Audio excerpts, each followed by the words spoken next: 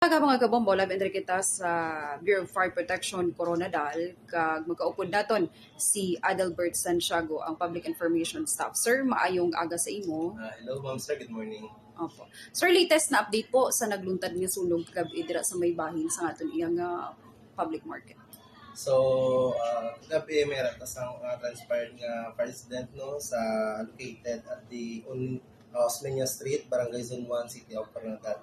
So, mga around 11:13 sang gabi na tabukan ng sunog. Okay. Ano nga mga stall ang naulamid, sir, sa sunog? So, bali, ang mga involved sa katong sunog is upay-upayan siya, no? And then, barbershop. Estimated, sir, nga danyo sa sunog, mayroon na ba ka mo? So, ang estimated nga damage regarding sa itong president na natabo based sa square meter area kag sa structures ang okay-okayan, 38,000. Pati itong sa barbershop, sir. Ayos. Oh, okay. Mayara na ba ka mo, sir, sa latest na update kung ano ang gintunaan sa sunog sa inyong investigasyon po? Okay. So, regarding sa cause ng sunog, no, since under investigation pa siya, so hindi pa natin maambag kung ano gitang main or cause or the origins ng sunog. So, wala lang further sa mga investigator kung ano ang cause or origin isang katong natabog na sunog. Okay. 11:30, sir, nagluntad 11:30. ang sunog, ano? Kag kung aton makita, sir, lapit-lapit lang ang aton nga station dito sa area kung diin na nagluntad ang nasambit nga sunog. Pag abot ba sa area, sir, ano na kadako ang sunog? Kay nakita naton dito nga tupok gid, sir, tanan. So, pag-abot naman ito, fully developed na siya, ma'am, ang sunog. Dako na siya. Kaya since ang area, ang nasunog is made from light materials and then mga ukay-ukayan, mga dasig lang siya magkalat kag magdako ang sunog. Oo. Pero sir, ano ka mo oras exactly nga nakaabot dito sa area? Nakaabot kami sa area mga within since ang tawag diri kami nagkadtong walk-in nag-inform sa amon Naglapat mga 11, yes ma'am, tricycle driver nag-inform sa amon around 11:13, so within a minute nakaabot kami sa area. Pag-abot naman sa area is ang sunog is fully developed na siya, ma'am, dako na kayo ang kalayo. So medyo late ang pag-inform sa amon nga may natabo nga sunog dito sa area.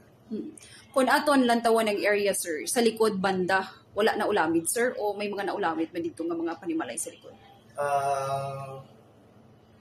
Luckily, hindi na lamig ang sa ibang area kay May firewall. may alas ng firewall. So that's why hindi naka-alapos or nakatrapid ang kalayo sa tiyak na area.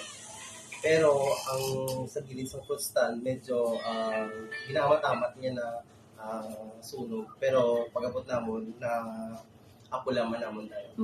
Tak na 11:30 sa nag-umpisa ang sunog. May tao ba, sir, dito sa sulod sang stall nga nagakatulog o ano man? Pag-abot namon sa wala man sang tao na nakasulod. And then wala sang casualty nga tanan is clear and tanan nakagawas sa area. Bulubanta nyo din nag-umpisa ang sunog?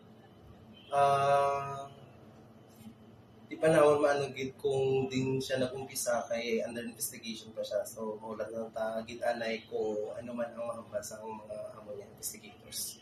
Okay. Sa subong nga bulan sang Mayo, sir, pila nakasunog ang napagkit sa Bureau of Fire Protection? So, estimated mga siguro mga sunog sa mga 1 of May. So damo-damo na, ano, apisar pa man, sir, may pag-inulan na paalinton po sa aton iyang mga Coronadaleños, taga Coronadaleño. Mensahe, sir, nga para malikawan naton ining sunog. So, message ko sa tanan, especially sa buong laganap ang sunog.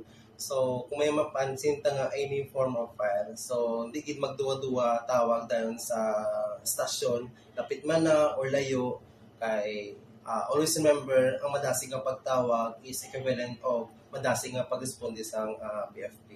And mag-observe kita sa atong mga palibot kung may ma-observe ta nga any form of fire, magtawag kita din sa BFP, magalong kita, maging observant, and maging careful kita sa atong mga palibot. Sa tanan sir nga ginrespondihan nyo nga sunog, ano ang masami o na cause sa nga sunog? So far, mga some causes ang sunog, no? Mga electrical sparks, o mga open flames, mga pabayaan, mga ginaluto, or mga kandila. Okay. Last nga pamangkot sir, kung may ara siyang fire extinguisher, saan ba dapat gamiton ang fire extinguisher? Kung dako na ba ang sunog or gamay pa siya, magamit naton siya? Okay, so sa fire extinguisher, no, since ang aton nga fire extinguisher is amo na siyang aton nga first aid sa pagpatay sa sunog. So kung may mapansin ta nga any form of fire nga gamay pa lang siya, okay, so aside sa nagtawag na ta sa BFP, pwede ta mag-take action as initial action na to nga para patyon ang kalayo nga para hindi siya nga magdako kayo. Pero kung di na natin makaya, kay since dako na siya, so wala na lang natin nga makaabot si BFP para si BFP na mismo ang magpatay sa sunog. Okay. Madamo nga salamat kag mayong aga sa imo. Okay, so thank you so much.